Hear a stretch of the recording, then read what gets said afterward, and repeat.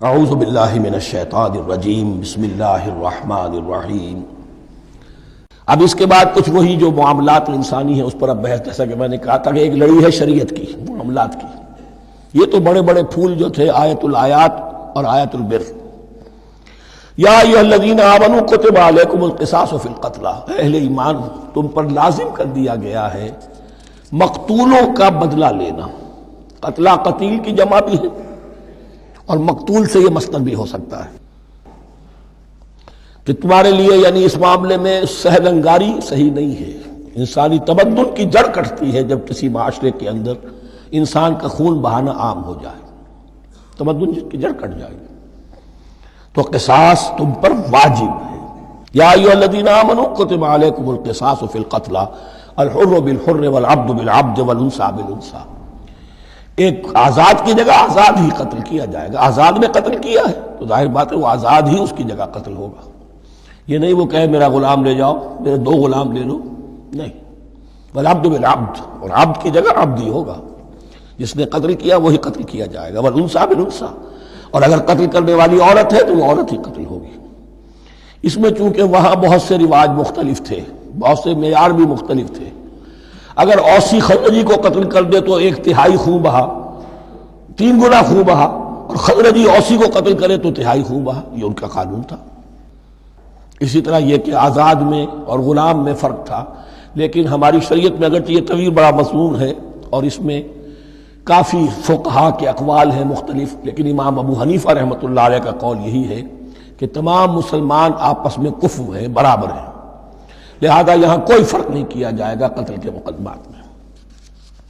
فمن عفی لہ من اخیہ شیء فاتباع بالمعروف واداء الیہ باحسان، پھر جس کو معاف کر دیا جائے کوئی شے اس کے بھائی کی جانب سے، یعنی جو مقتول ہے اس کے ورثاء اگر کہتے صاحب ہم اس کی جان بخشنے کو تیار ہیں، چاہے وہ خون بہا لے لیں یا ویسے ہی معاف کر دیں، تو جو بھی کچھ خون بہا طے ہوا ہو اداء الیہ باحسان فاتباع بالمعروف، تو اس کی پیروی کی جائے معروف طریقے پر اور ادائی کی جائے خوبصورتی کے ساتھ۔ ذالک تخفیف من ربکم ورحمہ، یہ تمہارے رب کی طرف سے تخفیف ہے، آسانی کی ہے اور رحمت ہے، اور اس کی رحمت ہونا بہت واضح ہے۔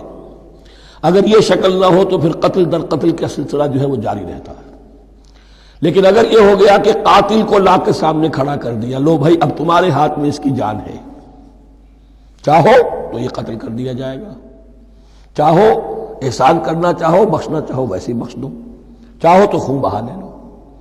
اس سے کیا ہوگا کہ وہ دشمنیوں کا جو دائرہ ہے وہ پھر سمٹ جاتا ہے، بڑھتا نہیں۔ اس میں بڑی رحمت ہے اللہ کی طرف سے۔ قانون جو ہے اسلام میں قتل کا، اس میں مدعی ریاست نہیں ہوتی۔ آج کل ہمارے ہاں غلطی یہ ہے، مدعی ریاست بن جاتی ہے۔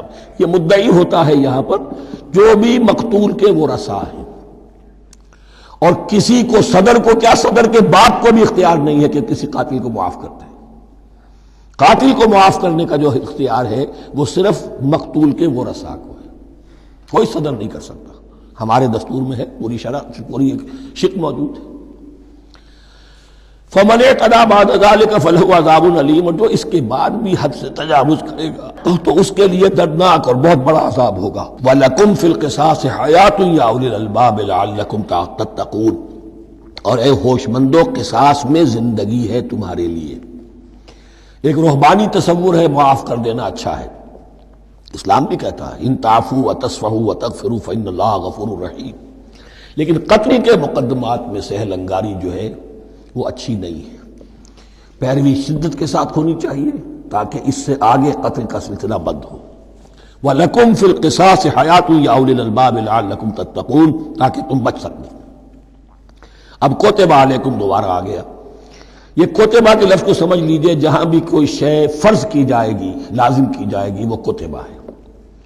اسی لیے شریعت کے لیے قرآن مجید میں جو لفظ ہے الکتاب، الکتاب اس معنی میں کہ اس میں شریعت خداوندی پوری کی پوری موجود ہے۔ کتبہ کتب علیکم اذا حضر احدکم الموت ان ترک خیرا الوصیۃ للوالدین والاقربین بالمعروف، تم پر واجب کر دیا گیا، فرض کر دیا گیا، جب تم میں سے کسی کی موت کا وقت آ جائے، اگر وہ کوئی خیر مال چھوڑ رہا ہو، دولت چھوڑ رہا ہو، تو اس کے لیے فرض کر دیا گیا وصیت کرنا اپنے والدین کے حق میں اور رشتہ داروں کے حق میں انصاف کے ساتھ۔ ابھی چونکہ قانون وراثت نازل نہیں ہوا تھا، یہ ابتدائی قدم اٹھایا گیا۔ وہاں ہوتا یہ تھا جو آج بھی ہندوؤں میں ہوتا ہے، جو مر گیا اس کی ساری جائیداد کا مالک جو ہے بڑا بیٹا، چھوٹے بیٹے بھی نہیں، نہ بیٹیاں نہ بیوی، کچھ نہیں، تو سارا کا سارا مال جو ہڑپ کر جاتے تھے، کسی کو کچھ نہیں۔ یہاں یہ کہ اب پہلا ابتدائی حکم دیا گیا، لیکن یہ آیت منسوخ ہو جائے گی سورہ نساء میں جب پورا قانون وراثت آ گیا، تو اب یہ آیت منسوخ شمار ہوتی ہے۔ ناسخ وہ قانون وراثت ہے جو سورہ نساء کے دوسرے رکوع میں آئے گا۔ البتہ اس کے ایک حصے کو حضور نے باقی رکھا ہے، وہ گویا کہ سنت نے اس کے ایک جز کو برقرار رکھا ہے، اور وہ جز یہ ہے کہ مرنے والا 1/3 اپنے مال کے لیے وصیت کر سکتا ہے کسی کے لیے، 1/3 سے زیادہ نہیں، اور وارث کے لیے وصیت نہیں ہوگی، جس کی وراثت میں حق مقرر ہو چکا ہے اس کے لیے وصیت نہیں ہوگی، وہ غیر وارث کے لیے وصیت ہوگی، کسی دینی ادارے کو دینا چاہے، کسی اور کو دینا چاہے، یتیم کو، بیوہ کو، یتیم خانے کو، ٹھیک ہے، 1/3، 2/3 میں قانون وراثت کی تنفیذ ہوگی لازماً۔ تو اس آیت کا صرف اتنا حصہ باقی رکھا ہے حضور نے صلی اللہ علیہ وسلم۔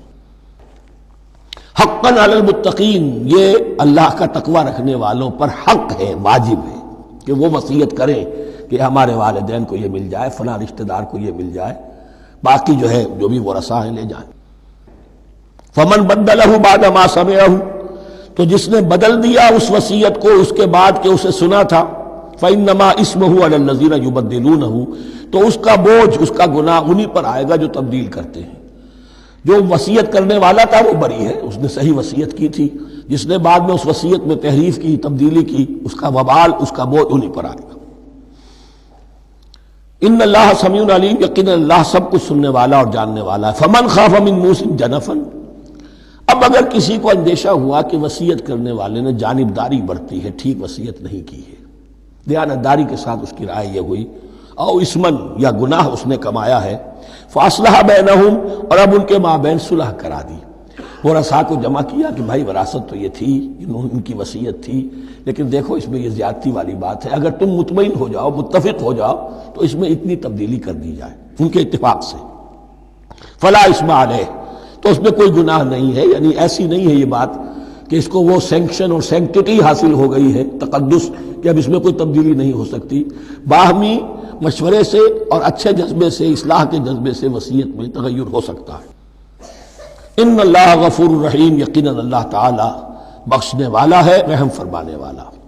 صدق اللہ العظیم۔